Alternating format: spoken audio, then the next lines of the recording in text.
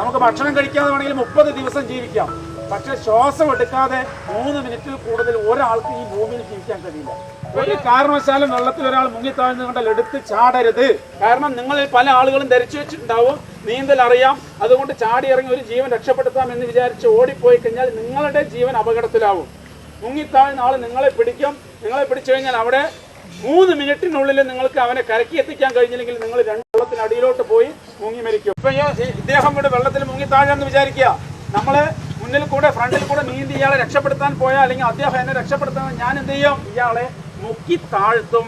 എന്നിട്ട് ഞാൻ മേലോട്ട് പൊന്താൻ ശ്രമിക്കും. ഒരാൾ വെള്ളത്തിൽ വീണ് കഴിഞ്ഞാൽ അയാളെ എങ്ങനെയാണ് രക്ഷപ്പെടുത്തേണ്ടത്, എന്തൊക്കെയാണ് മുൻകരുതൽ എടുക്കേണ്ടതെന്ന് പറഞ്ഞു തരാം.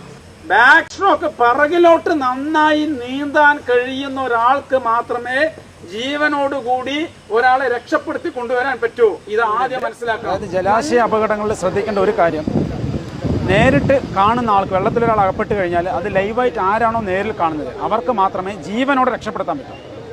അത് 3 മിനിറ്റിനുള്ളിൽ ക്രിയാത്മകമായി ഇടപെട്ടാൽ മാത്രമാണ് ജീവനോടെ രക്ഷപ്പെടുത്താൻ കഴിയും. അല്ലെങ്കിൽ 3 മിനിറ്റിനകത്ത് അദ്ദേഹം അൺകോൺഷ്യസ്, അത് ആരായാലും, എത്ര സ്വിമ്മർ ആണെങ്കിൽ പോലും, എത്ര ശക്തിയുള്ള ആളാണെങ്കിലും കായികമായിട്ട് ബലമുള്ള ആളാണെങ്കിലും 3 മിനിറ്റ് കഴിയുമ്പോൾ ശ്വാസം കിട്ടാതെ 3 മിനിറ്റ് സമയം വെള്ളത്തിനകത്ത് മുങ്ങിപ്പോയാൽ അൺകോൺഷ്യസ് ആവും. അടുത്ത 6 മുതൽ 9 മിനിറ്റിൽ മസ്തിഷ്ക മരണം സംഭവിക്കും. അപ്പോൾ ഈ 3 മിനിറ്റിനുള്ളിൽ ആളെ രക്ഷപ്പെടുത്തുന്നതിനുള്ള ടെക്നിക്ക് എന്ന് പറയുന്നത് ഒരു കാരണവശാലും എടുത്ത് ചാടരുത്. വെള്ളത്തിലകപ്പെട്ട ആളുടെ അടുത്തേക്ക് നേരിട്ട് നീന്തിപ്പോയിട്ട് രക്ഷപ്പെടുത്താൻ ശ്രമിക്കുന്നത് റെസ്ക്യൂറിൻ്റെ ജീവൻ അപകടത്തിലാക്കും.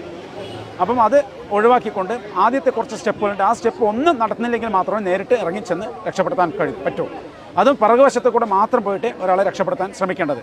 ആദ്യത്തെ ടെക്നിക്ക് എന്ന് പറഞ്ഞു കഴിഞ്ഞാൽ ആദ്യം ഷൗട്ട് ചെയ്യുക എന്നുള്ളതാണ്.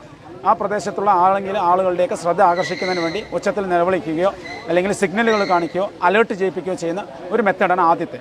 പബ്ലിക്കിൻ്റെ ഒരു അറ്റൻഷൻ കിട്ടിക്കഴിഞ്ഞാൽ ആളുകൾ രക്ഷാപ്രവർത്തനത്തിന് എത്തുന്നതിന് വേണ്ടിയിട്ടാണ് അത് ചെയ്യുന്നത്. രണ്ടാമത്തെ ടെക്നിക്ക് എന്ന് പറയുന്നത് റീച്ച് എന്ന മെത്തേഡാണ്. റീച്ച് എന്ന് പറഞ്ഞു കഴിഞ്ഞാൽ എത്തിപ്പിടിക്കാൻ പാകത്തിലൊരു വസ്തു നീട്ടിക്കൊടുക്കുക. അതൊരു വടിയാവാം, അല്ലെങ്കിൽ ഒരു കയറാവാം, അല്ലെങ്കിൽ ഒരു തുണിയാവാം, അല്ലെങ്കിൽ ഒരു സാരിയോ ലുങ്കിയോ എന്തെങ്കിലും ആവാം. ഒരു 5-6 മീറ്റർ നീളമുള്ള ഒരു സാധനം ഒരു തൊട്ടടുത്ത് തന്നെയാണ് മുങ്ങി താഴ്ന്നതെങ്കിൽ നമ്മൾ അങ്ങോട്ട് റീച്ച് ചെയ്യുക, എത്തിച്ചു കൊടുക്കുക. അതിനകത്ത് പിടിച്ച് ആളെ വലിച്ച് അങ്ങോട്ട് കയറ്റുക എന്നുള്ളതാണ്. അടുത്ത ടെക്നിക്ക് പറഞ്ഞാൽ ത്രോ ചെയ്യുക എന്നുള്ളതാണ്. എന്തെങ്കിലും ഫ്ലോട്ടിംഗ് ഡിവൈസ്, വെള്ളത്തിൽ പൊന്തിക്കിടക്കാൻ സാധ്യതയുള്ള എന്തെങ്കിലും ഫ്ലോട്ടിംഗ് ഡിവൈസ് മുങ്ങിത്താഴ്ന്ന ആളുടെ അരികിലേക്ക് എറിഞ്ഞു കൊടുക്കുക. അത് ലൈഫ് ജാക്കറ്റ് ആവാം, ലൈഫ് ബോയ് ആവാം, ഇംപ്രവൈസ്ഡ് ഫ്ലോട്ടിംഗ് ഡിവൈസ് ആവാം, അല്ലെങ്കിൽ പിന്നെ ബോട്ടിൽ ജാക്കറ്റ് ആവാം, ഒരു ക്യാൻ ആവാം, കന്നാസ് ആവാം, എന്തെങ്കിലും ഒരു പാഴ്വസ്തു വെള്ളത്തിൽ പൊന്തിക്കിടക്കുന്ന ഒരു തെർമോക്കോളോ അല്ലെങ്കിൽ ഒരു റബ്ബറിൻ്റെ ട്യൂബോ എന്തെങ്കിലും ആവാം. അപ്പോൾ അതിനകത്ത് പിടിച്ചുകൊണ്ട് അയാൾ നിന്നോളും. പിന്നീട് നമുക്ക് സാവധാനത്തിൽ ആളെ പോയി രക്ഷപ്പെടുത്താം. അടുത്തത് എന്ന് പറയുന്നത് പിന്നെ വെയ്ഡ് എന്നുള്ള മെത്തേഡാണ്. അതായത് വട ഉപയോഗിച്ച് കെട്ടിക്കൊണ്ട് ആളുടെ അടുത്തേ പോയി ആളെ വലിച്ചിങ്ങോട്ട് കയറ്റുക എന്നുള്ളതാണ്. അപ്പോഴും രക്ഷാപ്രവർത്തനത്തിൻ്റെ സേഫ്റ്റിക്ക് വേണ്ടിയിട്ടാണ് അത് ചെയ്യുന്നത്.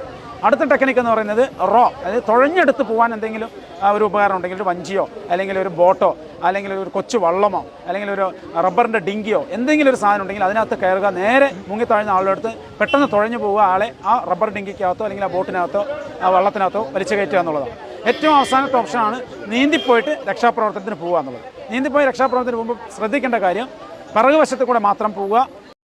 പിറകിലോട്ട് നന്നായി നീന്താൻ കഴിയുന്ന ഒരാൾക്ക് മാത്രമേ ജീവനോടുകൂടി ഒരാളെ രക്ഷപ്പെടുത്തി കൊണ്ടുവരാൻ പറ്റൂ. ഇത് ആദ്യം മനസ്സിലാക്കണം. രക്ഷാപ്രവർത്തന ജീവൻ തന്നെ അപകടത്തിലാവാൻ സാധ്യതയുള്ളതുകൊണ്ട് ഇത് റെസ്ക്യൂ വർക്കിൽ ഏറ്റവും റിസ്ക് ആയിട്ടുള്ളൊരു വർക്കാണ് ജീവനോടെ വെള്ളത്തിൽ നിന്ന് ഒരാളെ രക്ഷപ്പെടുത്തുക എന്നുള്ളത്. മുടിയിൽ പിടിച്ച് ബോധം ഉള്ള ഒരാൾക്കാണെങ്കിൽ നമ്മൾ റീച്ച് എന്ന മെത്തേഡിൽ കൂടെ നേരത്തെ പറഞ്ഞ പോലെ മുടിയിൽ കൈ കൊടുത്ത് വലിച്ചു കയറ്റാം. വടി ഉപയോഗിച്ചോ സാരി ഉപയോഗിച്ചോ എന്തെങ്കിലും വള്ളിപ്പടർപ്പോ അല്ലെങ്കിൽ റോപ്പോ ഉപയോഗിച്ച് അദ്ദേഹത്തെ പിടിച്ച് വലിച്ച് കയറ്റാം. അബോധാവസ്ഥയിലുള്ള ആളാണെങ്കിൽ നമുക്ക് നേരത്തെ പറഞ്ഞ പോലെ എങ്ങനെ വേണമെങ്കിലും വലിച്ച് കൊണ്ടുവരാം.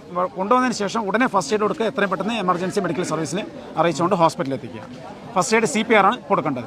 CPR കൊടുക്കുക വെച്ചാൽ വെള്ളത്തിൽ വീഴുന്നൊരു കേസാണെങ്കിൽ നമ്മൾ ആദ്യം തന്നെ ബ്രീത്താണ് കൊടുക്കേണ്ടത്. ശരീരത്തിലെ, അതായത് വയറിനകത്തുള്ള വെള്ളം, ലെൻസിനകത്ത് കയറിയിട്ടുള്ള സ്റ്റമക്കിലുള്ള വെള്ളം ഔട്ട് ചെയ്ത് കളഞ്ഞതിന് ശേഷം ചരിച്ച് കിടത്തിയിട്ടോ അല്ലെങ്കിൽ കമഴ്ത്തി കിടത്തിയിട്ടോ വയറിൻ്റെ ഭാഗത്ത് പ്രഷർ കൊടുത്ത് വെള്ളത്തിന് ഔട്ട് ചെയ്യുന്നതിന് ശേഷം എന്നിട്ട് നിരപ്പായ സ്ഥലത്ത് കിടക്കുക.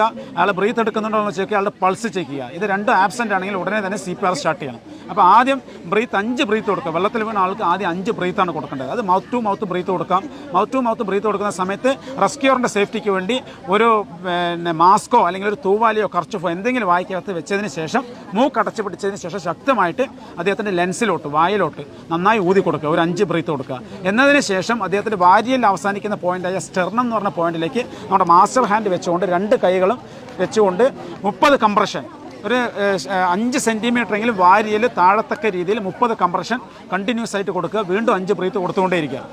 ഇത് 1 മിനിറ്റിൽ 100 തവണ ചെയ്യുക. ഒരു മിനിറ്റിനകത്ത് 5 സൈക്കിളായിട്ട് 100 തവണയെങ്കിലും ചെയ്യണം. ബോധം വരുന്നത് വരെയോ അല്ലെങ്കിൽ ഹോസ്പിറ്റലിൽ എത്തുന്നവരെയോ ഇത് ചെയ്തുകൊണ്ടേയിരിക്കണം. അതാണ് CPR, ഇതിനകത്ത് കൊടുക്കുന്ന CPR.